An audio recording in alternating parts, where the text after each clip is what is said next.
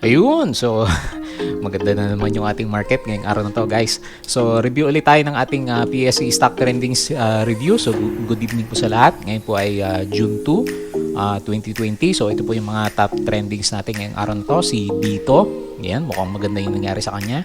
Si Mac, maganda rin. Si M-Wide, Jollibee, Tech, Seb, MPI, SECB, Sisan, may good news, at ang ating PSEI index. So ito na yung third day na very green po yung ating market at very bullish po yung nakikita natin sa kanya. So ngayong araw na to, nag-gain tayo ng 1.6%.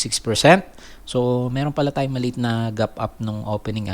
So guys, na-break na niya yung previous 5,900 na resistance natin nung nakaraan. So andito na tayo sa 6,025.17 at medyo malayo pa ang aakyatin po ng ating index. Ayan. So bago tayo magpatuloy, guys, please read po lagi yung ating disclaimer. Okay? Sa mga bago nating kasama, don't forget to subscribe dito po sa ating Palabi Trader na YouTube channel. Ayan, guys. So kung nag-aaral ka pa lang at bago, sabi ko nga, balik-balikan mo yung mga previous reviews natin. Guys, pag minsan wala yung stock na nire-review natin doon sa mga gusto nyo ma-review, balikan nyo lang yung mga previous vlog natin. So minsan kasama po dyan yung mga nire-review natin. So medyo valid pa naman yung mga nakikita natin sa kanya hanggat wala po tayo nakikita mga breakouts or breakdowns po sa kanilang mga prices. Ayan. So marami kasi yung tatanong yung mga minsan yung mga previous na review na natin. So nandito lang naman sa mga vlogs po natin. So dito sa profit or losses section, sabi ko nga, pag-aralan mo yung mga entry saka exit point. Doon po sa mga nagtatanong kung paano mag-in saka out sa mga markets. So ito po yung mga examples natin sa kanya. And then dito sa basic indicators, technical analysis, kung bago ka lang, pag-aralan mo po yung mga pinaka-basic para paano po magbasa ng mga charts. So madali lang naman yan, guys. So 2 to 3 weeks makakabisado nyo na kung paano po magbasa ng charts kung bago ka pa lang sa stock trading or investing. And then dito sa building your fundamentals, ito po yung kailangan natin kung nag-uumpisa pa lang tayo sa stock market. So yan yung mga hindi ko nagawa dati.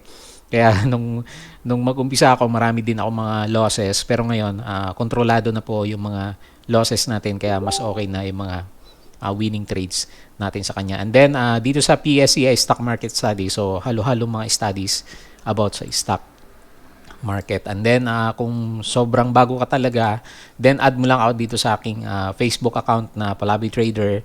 So marami po tayong makasama dito nagtatanong. So kahit pa paano, iniisa-isa natin yung mga messages. So yung mga hindi ko po masagot, pasensya na, pwede nyong i-call out ulit ako kung hindi ko mabalikan yung mga questions ninyo. At yung lastly dito sa ating Twitter account. So gusto ko yung Twitter natin kasi na-discover natin mas mabilis po yung news dito kaysa sa Instagrams social live feeds. Ngayon, kung meron tayong halimbawa, kagaya yung nakita natin nung madaling araw is maganda yung results ng ating iShares MSCI Philippines. So sinishare natin, so, which is nakikita din lang naman natin dito sa ating Twitter account. Ayan. So punta tayo dito sa ating PSEI index. So very happy po. Marami tayong nakita mga traders nagpo-post ng kanilang mga gains. So lalaki ng mga gains nila, no?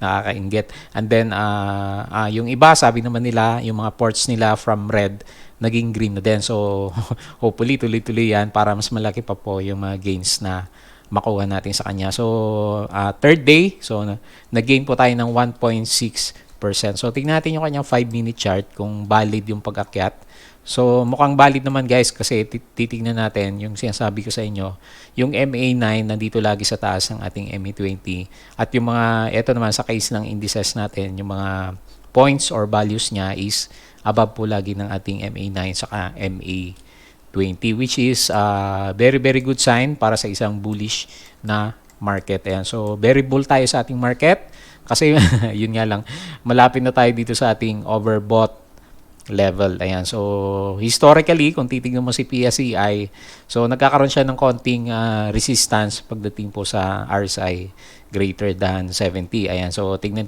natin maigi. Baka yung mga binibili natin na stocks is overstretch. Baka malapit na mag-correct si PSEI market. So meron tayong maganda pa rin yung MACD. So nakabukan yung blue line nasa taas po ng ating red line. So bullish, actually bullish na bullish pa rin tayo dito sa ating market. kasi may nakita na tayong significant volume ulit ng net foreign buying. So meron tayong 1.13 billion, so which is very valid po.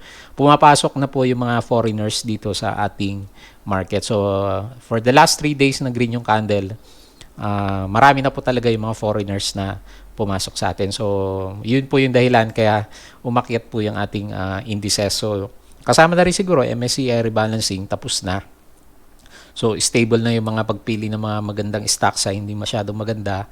And then, sinabayan po ng GCQ natin. So, patuloy po na umakyat yung ating market. So, tumitingin ako kanina din dito sa world indices. So, dun sa mga hindi pa nakakabalita sa bandang US, medyo magulo nga po, di ba? So, dahil dun sa isang namatay na hinuli ng isang pulis. So, nagkaroon ng parang civil problem dun sa mga lugar na kung saan nag-umpisa po yung problema, and then dumami po yung nagpo-protest sa United States para ipaglaban yung yung tinatawag na nila na Black Lives Matter. Ayan. So pero tignan mo yung kanila index, no? Packet pa rin hanggang sa ngayon eh. So yung futures 0.71%, and then yung yesterday indices natin sa kanila is green pa rin. So hopefully sa kanila green the whole night, then sa atin green din kasi sumusunod po tayo sa US market. And then siguro yung ibang investor sa US medyo magulo kasi doon, pumupunta din sa Asia, kaya merong spillover po sa Asia ng mga green. So tingnan nyo guys, ngayong araw na to, ngayon ko lang nakita na lahat po ng indices worldwide. So sa bandang US green, sa bandang Europe green, so dito naman sa Asia green din siya. Ayan, so very good po tong araw na to. So halos lahat po pala, or rather lahat po pala is green. Ayan, so mukhang maganda itong araw na to.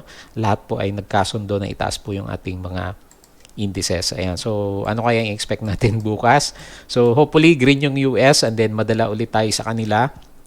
At dahil nag-umpisa nang pumasok yung mga foreigners po sa atin, very very good catalyst po yan. Sabi ko nga doon sa post ko sa Facebook account ko, maganda i-hold po yung mga hawak natin sa ngayon kasi very very bull sign po yung nangyari. So yung review natin last Sunday, tingnan natin mukhang very very short na U-shape po yung direction ng ating reversal. So kala ko abutin to ng 12 months pero tingnan natin. So very very short time pa rin naman. So kaya lang very bullish talaga yung market eh. Nakalampas na dito sa ating 5.9. So hanapin pala natin muna yung next na resistance level is baka magkaroon po ng fill the gap kasi mag-coincide din dito sa ating MA100. So very optimistic tayo, maganda yung results ng ating mga market. Pwede tayong pumunta dito sa 6,300 level. Ayan. So kaya nga lang, so as usual, kailangan i-control mo yung risk na pinapasok mo. Yun nga, sabi ko, baka overstretch na yung mga pinapasok natin na stocks.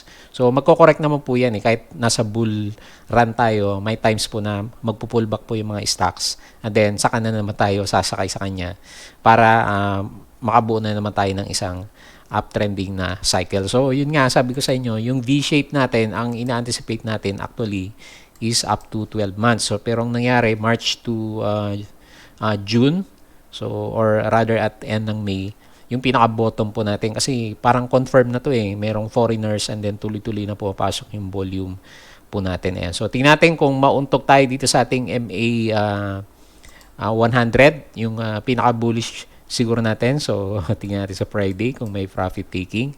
So yun po muna yung nakita natin dito sa ating market. So balik ko yung support saka resistance. So although very bullish tayo, so wag nating aalisin yung pagiging risky po ng ating market. So pwede natin ilagay yung support dito sa around 5,800, and then yung resistance natin is pwedeng mag-fill the gap or dito sa bago magkaroon ng gap at around 6,255.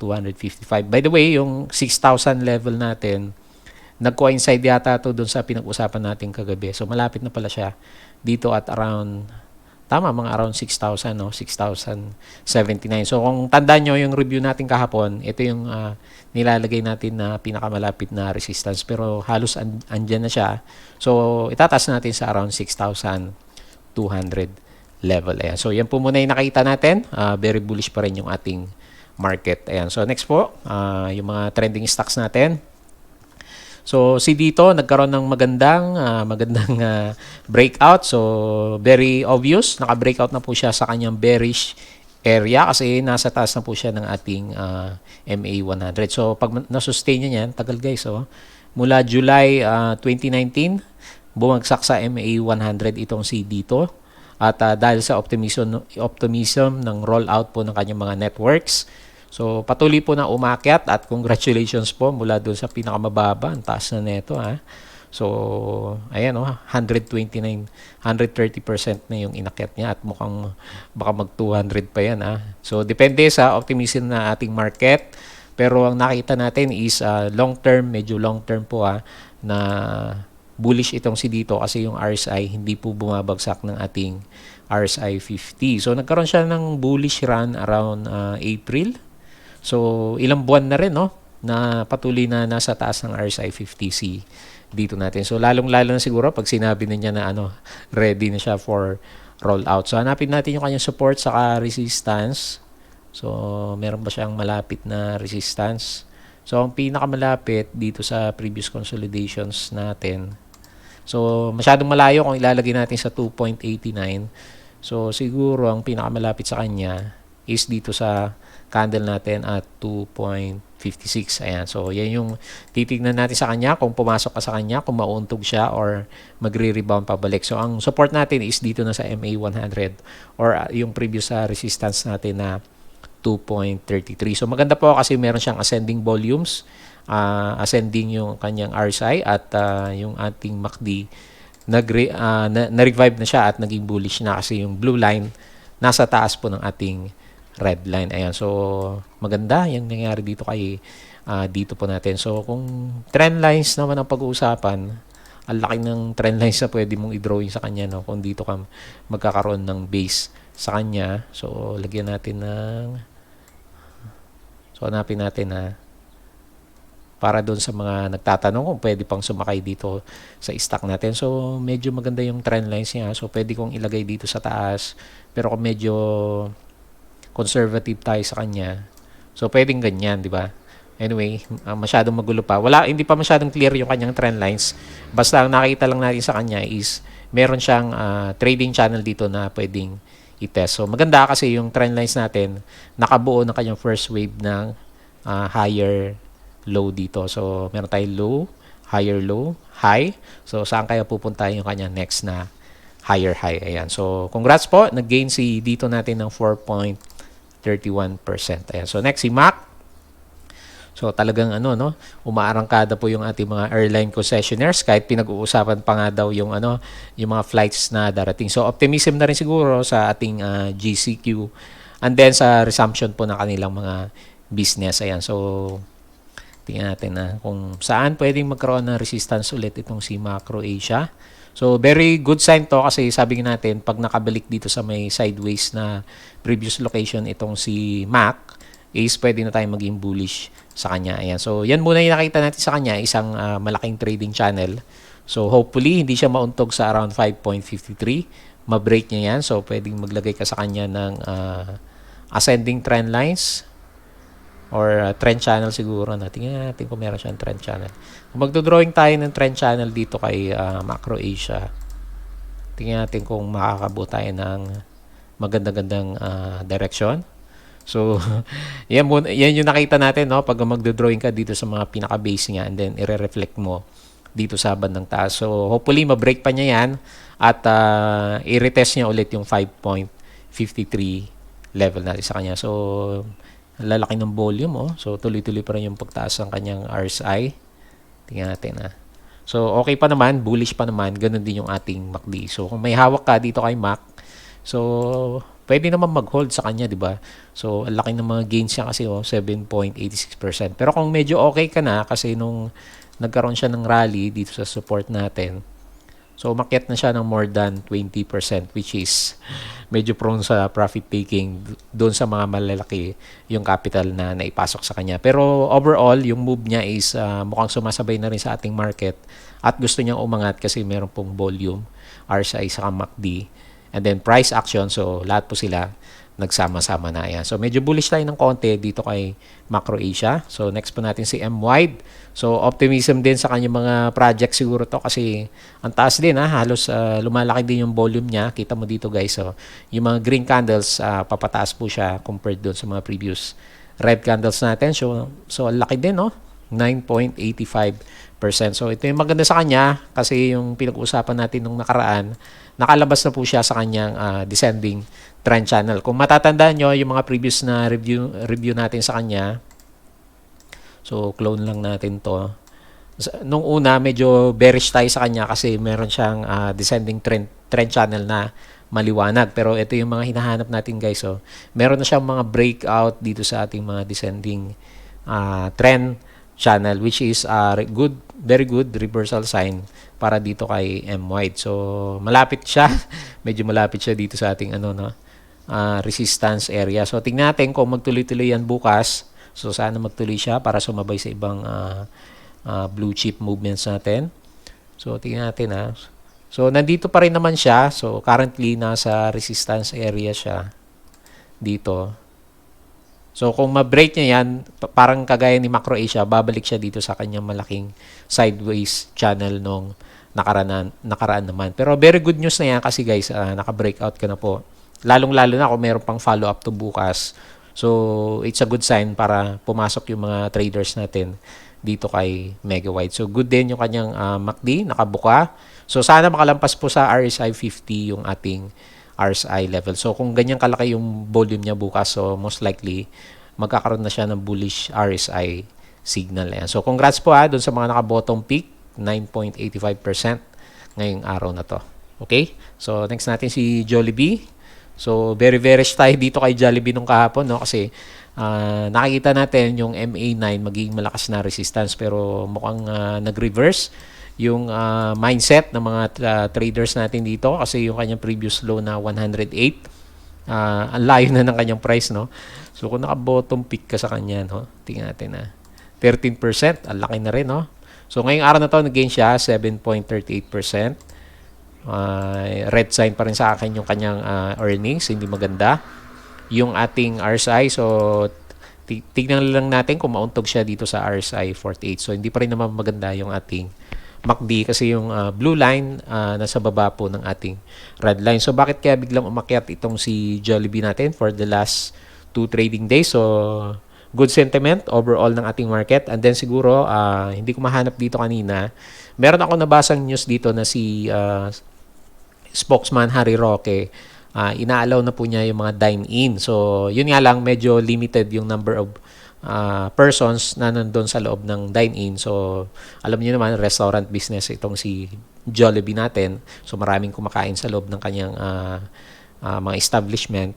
So, papayagan na mag-dine-in, which is very, very good compared sa ngayon na puro take-out lang yung kita niya.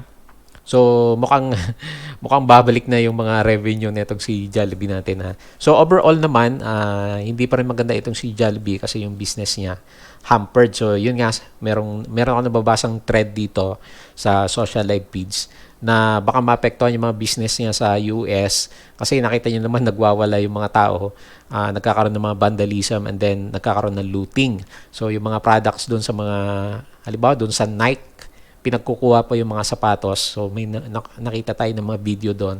So, ang daming nakuha doon sa mga products nila. So, anyway, okay pa rin naman. So, sabayan mo lang kung gusto mong pasukin itong si Jollibee. Yun nga lang, be very cautious pagdating dito sa may resistance area natin at around 130.31. So, parang dito din sa amin guys sa Malaysia, yung dine-in na siya. Pero makita mo dun sa loob, 5 tao lang yun nandun sa loob na kumakain. And then, karamihan nag-aantay sa labas for take-out naman. Ayan. So, sana magtuloy-tuloy na yan. Ma-approve ni spokesman Harry Roque at ng ating government yung dine-in. So, para bumalik na si Jollibee, si Pizza Hut, si Max. So, sino pa yung mga restaurant businesses natin. Ayan. So, congrats po, 7.38%. Next, si Certec. So, kahapon, tinanggal natin si Certec kasi wala tayong makitang good momentum sa kanya. Pero ngayon, guys, grabe, meron ulit na nag-pull up ng price ni Certec. So, 10.83% yung kanyang inakyat. So, maraming siguro nakalaya dito kay Certec, no?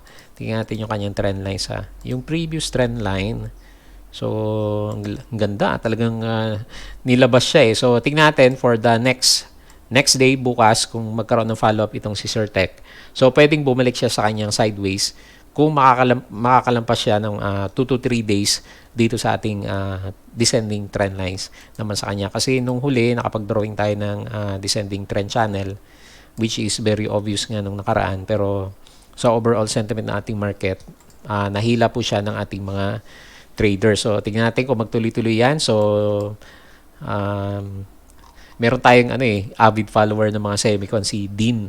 Ayan. So, congrats sa'yo, Dean, kung hawak mo pa rin itong si Certec natin. So, 10.83%. Tingnan natin kung valid yung kanyang pag-akyat. So, meron siyang, nakakatakot na laki ng volume na nagbubuo sa kanya.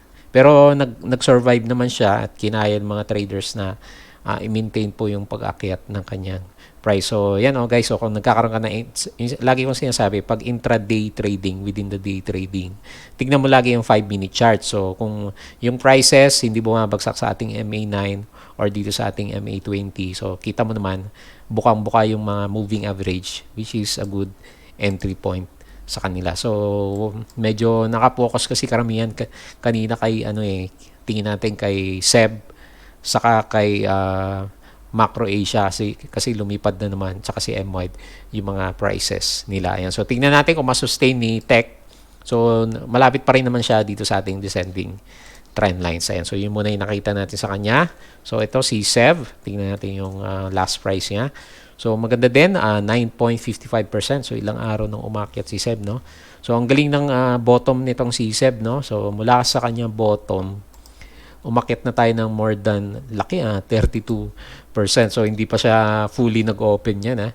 And then, very, very optimistic na yung ating mga traders sa kanya. So, kung magdodrawing ka ng descending trend lines, nakalabas na siya. So, medyo okay na. Wala na tayo sa pagiging descending nitong si SEB. So, hanapin natin yung kanya resistance na next. So, medyo malakas siguro ang around 46.9. So, ang magdi-decide siguro niyan kung makapag-breakout siya is yung resumption po ng kanyang flight. So, meron din siyang support sa volume. So, parabolic yung ating RSI. Medyo bullish na yung ating MACD. Ang ganda pala ng entry dito kay SEB. Kung binantayan mo yung RSI breakout, MACD curving, sudden upward ng ating mga prices. So, ang laki sana na nakuha natin dito kay SEB, no?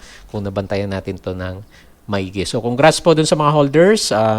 Ito lang yung nakikita natin, 46.9 na possible resistance na kailangan banggain po ni SEB.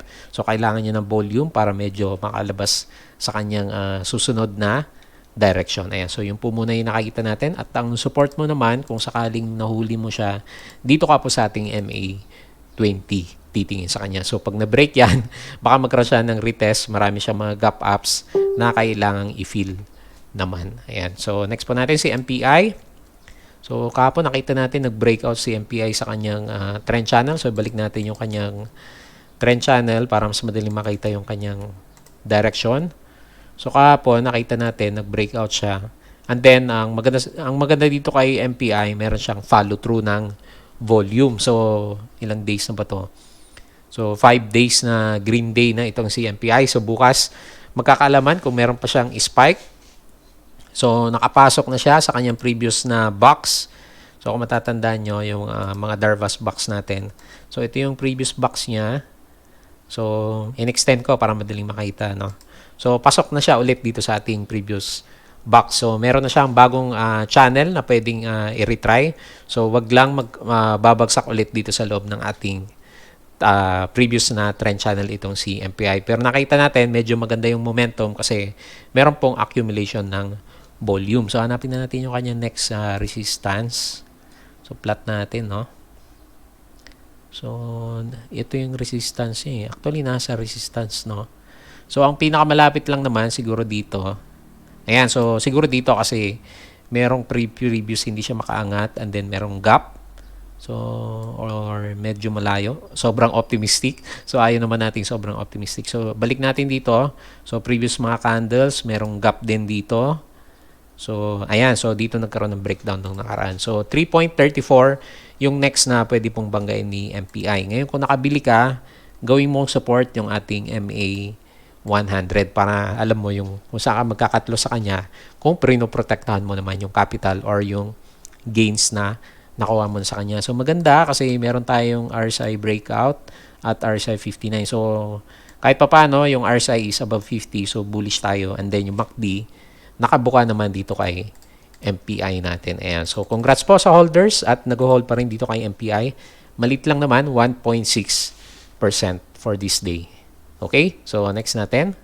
Security Bank. So, mukhang tuloy-tuloy na itong si Security Bank. So, ang usapan natin kahapon, mag-fill the gap si Security Bank at mukhang tatapusin niya bukas, no? So, bantayan mo na maigi kung hawak mo si Security Bank. So, lakas po kasi ng momentum. Makita mo dito sa kanyang RSI breakout. So, kung napanood mo yung videos natin, no? RSI breakout and then MACD curving is a good entry point. So, tingin natin guys So, isa pa magiging magandang catalyst kay Security Bank pag nakalampas na siya at around 108 pesos. Kasi after niyang ma-break yung kanyang pagka-downtrend, so yung previous na horizontal resistance at 107 or 108 naman yung kanyang pupunuin. So after niya ma-fill, kung medyo malakas talaga bukas kasi medyo magaganda po yung mga candles saka volume niya. So taas na natin sa 107 or 108 yung kanyang next resistance point. So tingin natin mag-fill the gap itong si Security Bank at ang support is dito sa ating MA 20. So, medyo bullish tayo kasi kita mo naman sa momentum. And then, yung sentiment po ng ating buong market is maganda. So, congrats ulit. 8.54%. Lalaki, nitong si Security Bank natin. And then, lastly, dito sa ating review. So, pumasok itong si Sun natin. So, ano kayong nangyari sa kanya? So, nagkaroon siya ng parang doji or indecision candle. So, medyo may magandang nangyari dito kay Sun.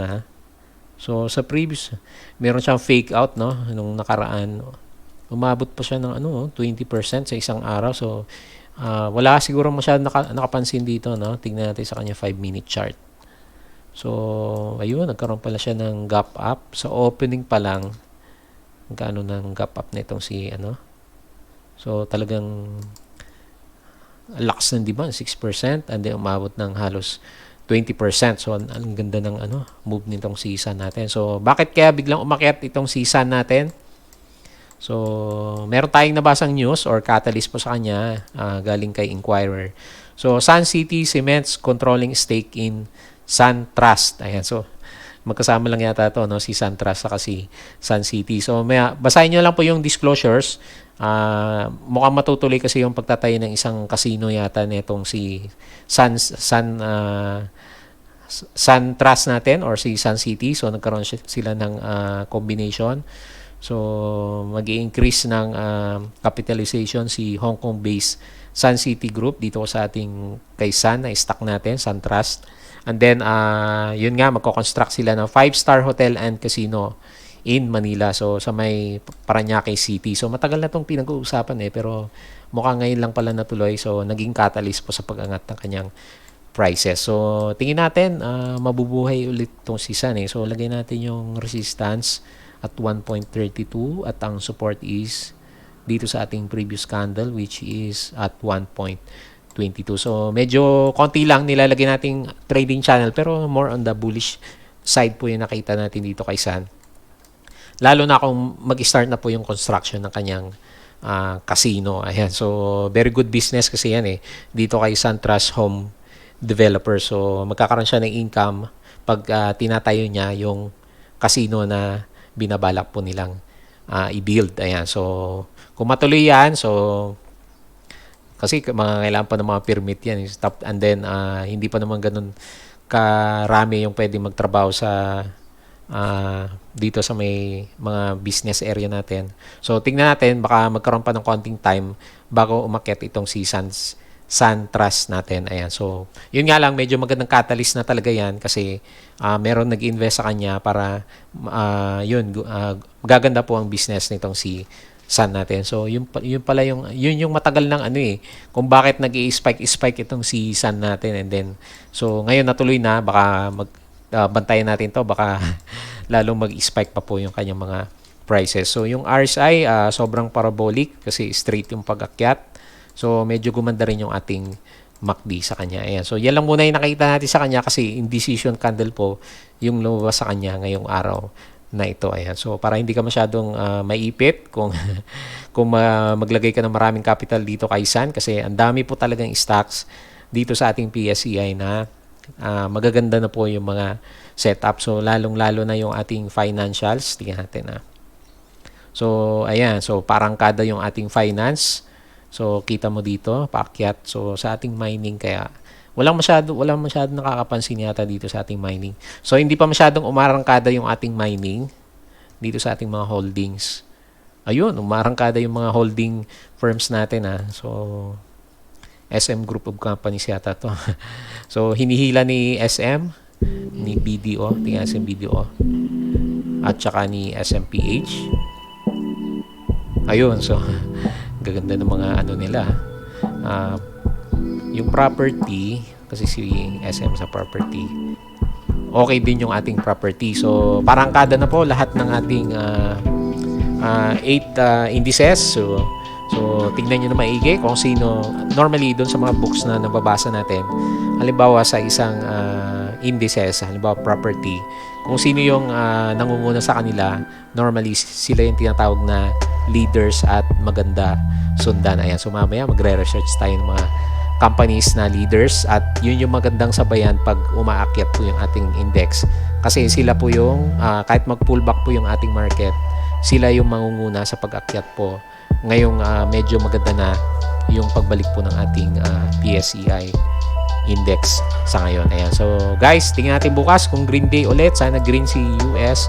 Hindi niya masyadong mapansin yung kaguluhan dun sa nangyari dun sa isang citizen nila. At wala sana tayong masagap na medyo bad news or hindi magalit si President Duterte sa isa sa mga companies natin dito sa PSEI market. Ayan, so yun lang guys. Don't forget to subscribe dito sa ating Palabi Trader na YouTube channel. Message mo ako dito sa aking Facebook account. So sisilipin ko. Pasensya na yung mga hindi ko masagot pero hanggat maaari sasagutin ko po at babasahin lahat yung mga questions. At follow mo lang ako dito sa ating Twitter account. So tweet po tayo ng mga news na tingin natin is makakatulong sa pag-akyat ng alimang stock or para mag-warning doon sa mga pabagsak na stocks naman. Ayan. So maraming salamat po ulit sa inyong panonood at pakikinig. So tulog po tayo ng mahimbing at maganda po yung ating mga portfolio. Kita po ulit tayo bukas.